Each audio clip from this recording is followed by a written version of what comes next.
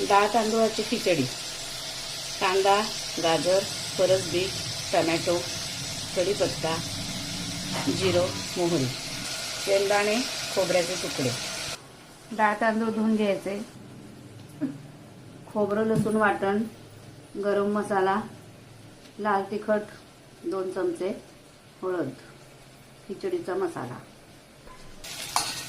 सगळा हा मसाला त्यात टाकून घेऊया खिचडीला. गरम मसाला, लाल